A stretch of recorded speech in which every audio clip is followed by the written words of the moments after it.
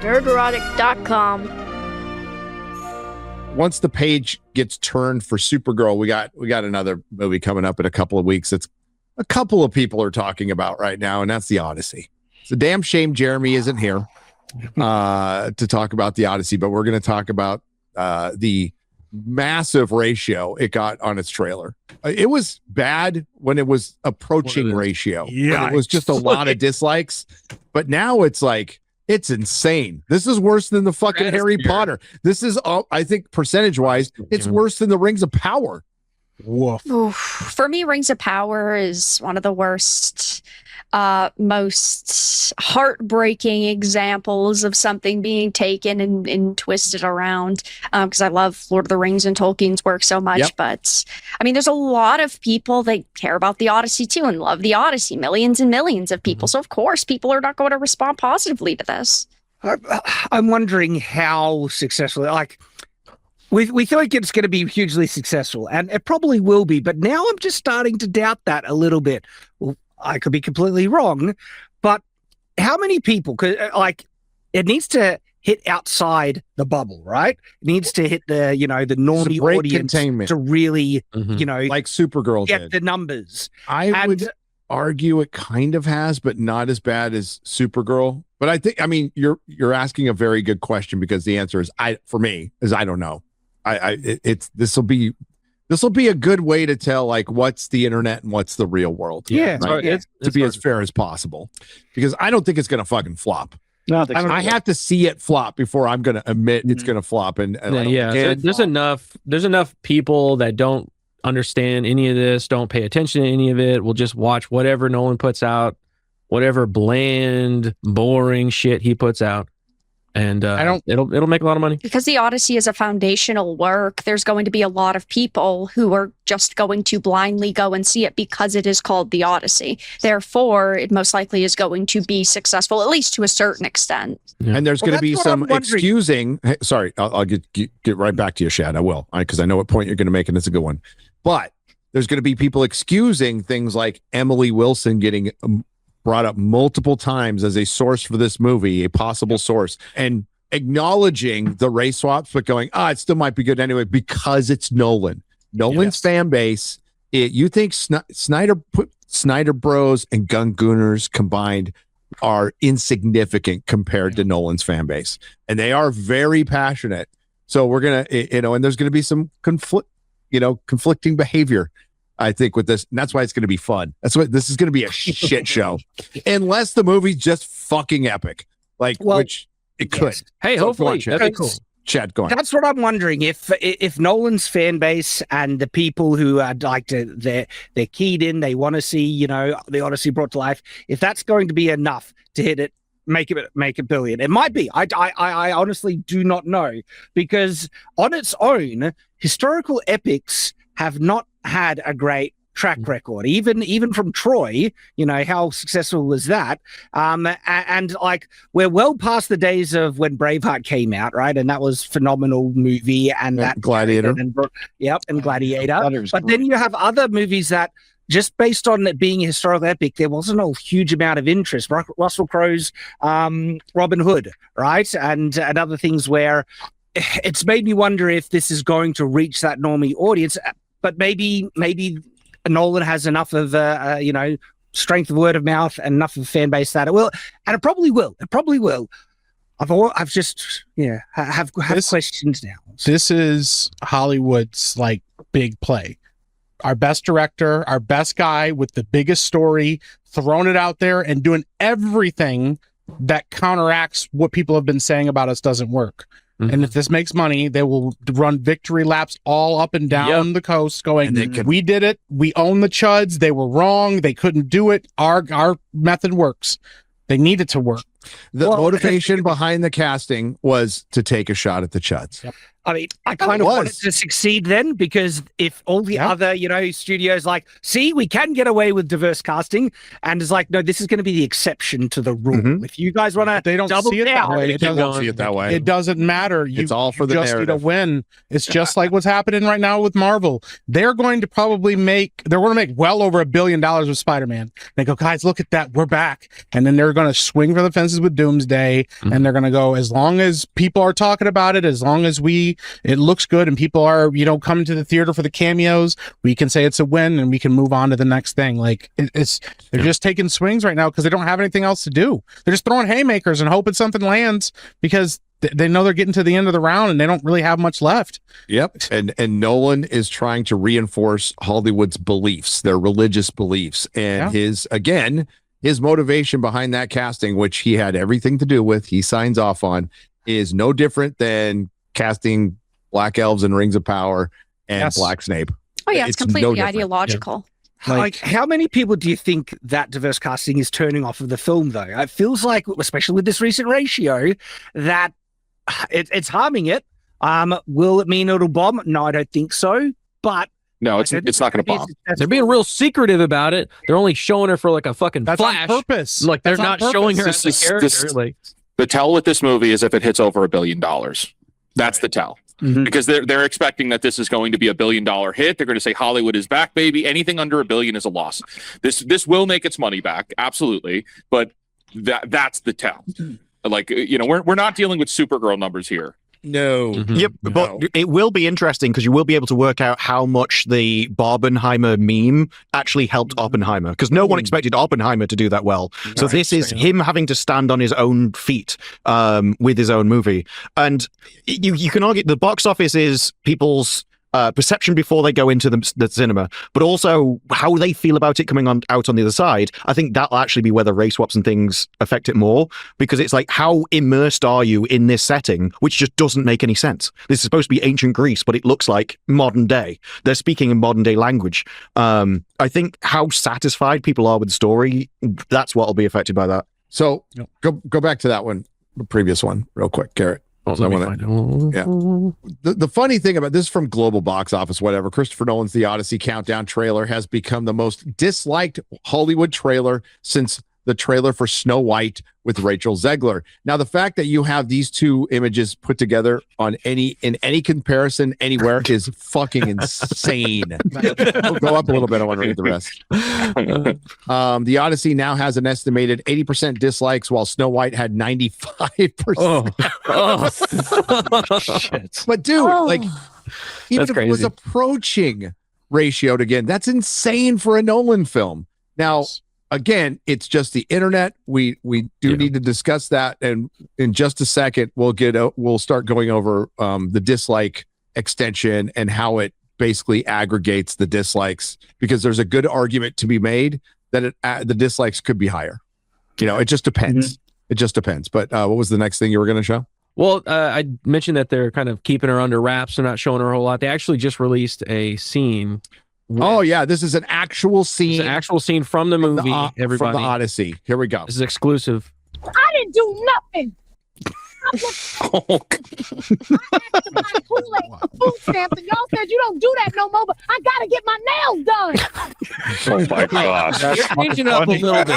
Oh my gosh! Change it up a little bit. Huff, by the way, on X.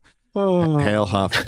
I got to give credit to Jeremy from Geeks and Gamers. We had a phone call a while back, and he's all, the trailer was doing fine until they showed Helen of Troy, and so as soon as they show up, this thing could get ratioed, and that's exactly what happened, because the trailer was, it's not good, but it was fine till the end when they show Elliot Page in the worst fucking shot possible that just made a bunch of thumbnails, and will continue. I think it just made Drinker's thumbnail. With that knife tour neck. And listen, with Elliot Page, Drinker mentioned this in the video. As an adult, as an individual adult, you do what you want if you're of age. I don't care. You could do what you want as long as it makes you happy. That's fine. The one thing I will not do is participate in your fantasies. I will not deny reality. Right. So I'm not gonna call it a her. I don't have to call it a man. I could just say it or call it Elliot, but I am not going to fucking play that game ever, because that's denying my reality. That's me giving an inch to 2 + 2 = 5. Mm-hmm. Again, nobody had a problem with drag queens or trans people before. Nope. It's when they started compelling us to deny basic Support it. truths Yeah. and support it. There's tolerance, and then there's I have to support. I have to be an ally. I don't have to do shit. And most human listen, our base condition is once people tell us to do something, we don't want to do it. We just don't want to do it. Force acceptance is what they want. Yeah, and that is my went response. past acceptance. I think they got acceptance at some point in the 2000s era, and then at some point they passed that, and it wasn't enough. They had to continue, and it's the same thing with all activism. Once you get what you're activism, what you're trying to get out of activism, then you have nothing to do. So you have to continue. Yeah, so you have to move you didn't actually get. We need to fight. We need to fight more. We need to force people to accept our reality. Well, and a lot of it is that they make money. You want to be over there. Well, that's part of it is that they make money. Money's a whole other thing. That's a whole other thing. It's also about getting off on the power of it, though. Like convincing someone to agree with you is one form of power. But if I can make you say something that I know you don't believe because it is so stupid, that is ultimate power. Now you can convince people of anything. And their motivation behind that is deep-seated insecurity. They need to feel power whenever they can. Yes. Instead, if you're comfortable in your skin, then you're not compelling anybody to do anything because you don't give a fuck. You don't give a shit. One person that isn't willing to validate me, I have a cause. Like that's the attitude, Right. They want to have this power and they want to force people to listen to them and live by their lifestyle. And they want that level of respect, even, if they're not doing anything special. They want to be validated all of the freaking time. You're going to let me wear a dress and open my legs in front of your children and read a book to them because that would be accepting. See, that's the kind of me. That's where your argument. I don't want you to do that, Garrett. Every time. If you are an individual who wants to do this stuff without minding your own fucking business, nobody's gonna fuck with you. You bring up kids, you fucked up. You cross Right. Letting you get in the children, it's if you're just living your life and doing what you want, as long as you're not doing anything that harms anybody else, then that's one thing. But when, queer Marxism starts being pushed into society, people start having a problem with it. And that is the point that we have hit where we have to constantly counter these people because they constantly push more and more and more onto everybody else. And then if you do not do what they want or you do not push their beliefs and you do not validate them, they label you as an enemy and they target you, and that has what has led to so much cancel culture and everything that we've seen happen. Even political violence all the way to that. So Nolan is either helping a friend. I don't know how close of a friend he was to Elliot Page. That could be one argument. The other argument can be he's reinforcing a belief, and I think it's no more evident that you bring in a character that wasn't in the Odyssey at all, and that's who Elliot Page is playing, Sinan, who's in a completely different poem. I still think the funniest situation, because he says how he's not on the internet and all that, he doesn't do emails and stuff. If he actually just didn't know, and he's just like, can you get that actress from this movie over here? And they went, okay. And then you have to find a position in the movie. Yeah. That would be. Hey, I don't know if you heard, but she's a dude. What? Manos is a bit of a difference. Yeah. What? Yeah. And again, Lupita Nyong'o and Elliot being in this is making people overlook Zendaya as Athena. And John Legg, whatever his name is. And John Ramos and Travis Scott. Is that his name? Travis Scott. Yes. Rapper. I forgot about Travis Scott. Damn it. The poems and rap are the same thing or whatever the fuck. They're I analogous. listen to rap. Stop. I mean, Christopher Nolan sucks. Well, this is the thing, right? If I wasn't Sucks for a long time. If I wasn't reviewing media and things like that, and I was just a normie seeing the trailers, seeing what's coming out, I would have been checked out of this film. I first would have been on board. I was like, Odyssey, let's go. But I've seen enough crap that I'll be like, screw this film, don't need to watch When it. I first heard, I was like, hell yeah, let's go. I can't wait. I was like, fuck yeah, that's the guy to do it. And man, was I wrong. Right? And I just wonder how many people that has happened to by now with all the crap that this film has done to Most itself. people, Dude, I think a lot of people don't know. He's They just heard, prestiging you. He's making you think that he's a good freaking director. He's not. His stories are boring. They're boring. They've always been boring. Prestige was good. he's just. Man, He has not made a good movie in 13 years.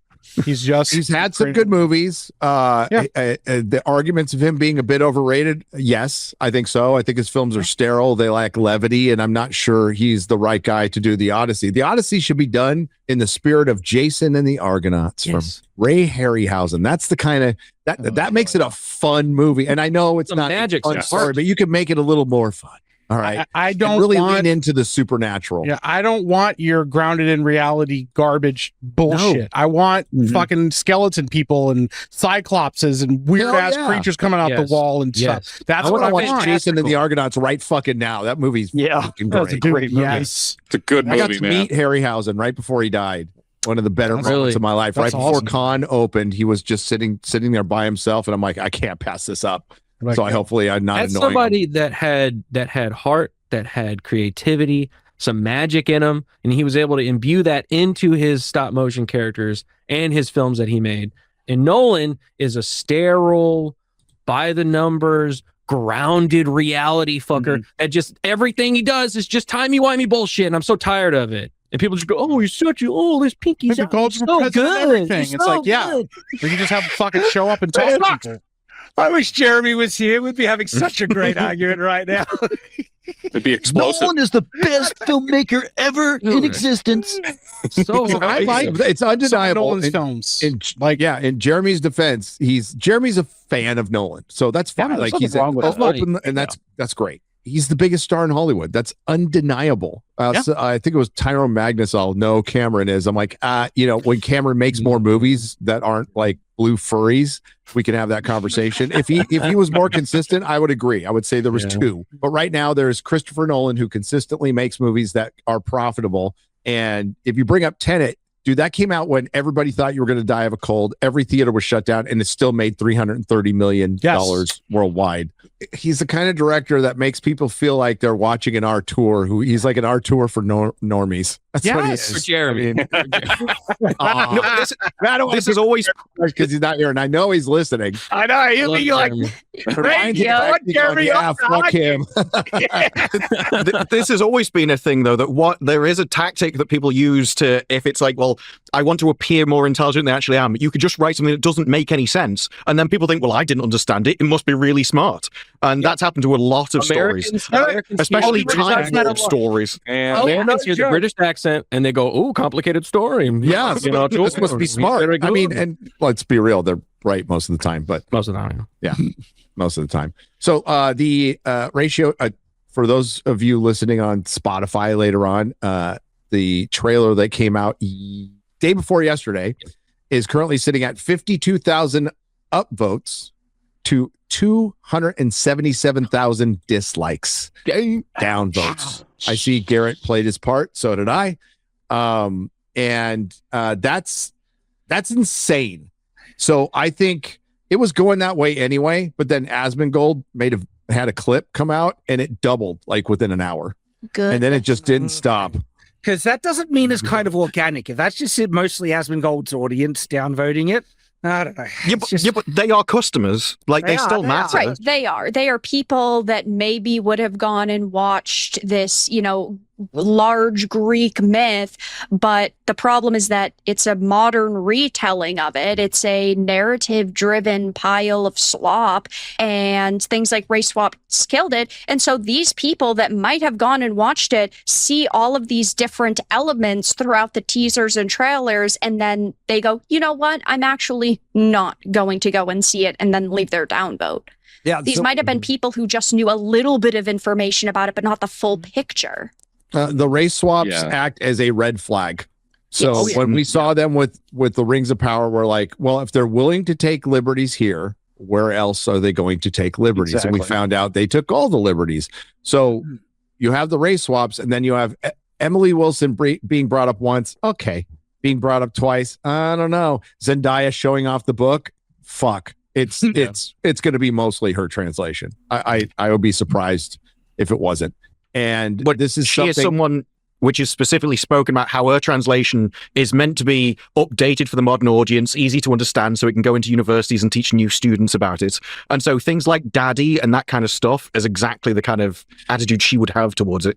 And we saw the same thing with Rings of Power. We saw the We saw the involvement of bad robot rejects. We saw the race swaps, and then we saw the Tolkien scholars that they were talking to, and they were all fucking woke Tolkien scholars. And they, the Tolkien Society had that fucking horrid 2020 or 2021 seminar where they talked about fucking transgenderism and Tolkien. Transition. And all this. Yeah. So, I mean, it's the same thing.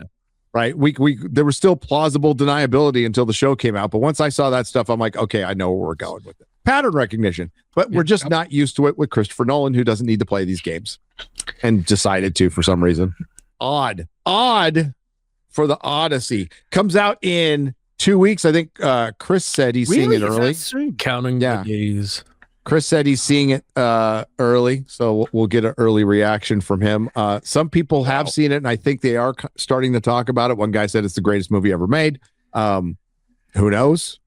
I think that's really going to determine if this movie does well. If it's actually like to the normie audience, a home run, and they love it, word of mouth, I think, could mitigate the damage it's already hit. But if it's average to bad, I'm kind of wondering. I think he's going to make money no matter what. I don't think this loses money. I think he's too big of a name. This isn't going to lose money. Yeah. No. That's his most expensive movie. So it's $250 million budget. And I'm imagining a couple $100 million in marketing for this one. I think a lot went into marketing for this one. They're building horses. Yeah. Needs what? He's hiding a lot of stuff in the trailers. Like there's nothing that he's not showing anything off. Because I think he's trying to hide everything because I don't think he wants anything leaked. You know, if you had watched, God forbid someone spoils the Odyssey. That's the thing, though. Just like what happened, be a little different. What happened with The Dark Knight Rises? Everyone went, "That's Talia al Ghul." He goes, "It's not Talia al Ghul. I promise it's not her." He hid it from everybody, and then guess what? The big twist was it's Talia al Ghul. And we're like, "Yeah, we called it in the beginning, dude. Like we already knew." Yeah, but it made the movie worse because he lied and told everybody it wasn't. So I think his whole thing is anything. You know, Odysseus will return in Avengers Doomsday. So it needs to make what, 800 million to break even. This film. Yeah, most likely. Somewhere, yeah. How much do you want to bet? It needs to get to $1 billion. That's what Hollywood needs to see. Bet at the end of the film, when Odysseus is slaying the suitors, that he gets like overpowered, and his wife saves him at the very end of the movie. She's gonna hold up that bow, 100%, shoot them all. They will probably do that. She's gonna be like, the suitor that I'm gonna marry, shoot through these axes, and then she's gonna shoot it, and then she's gonna marry herself. I'm shooting Southpaw. Sarkeesian. Yeah, Nina Sarkeesian. Yeah. Happy birthday wedding. It's always so great when we get to hear that name, isn't it? Oh man. Nerderotic.com. Please subscribe.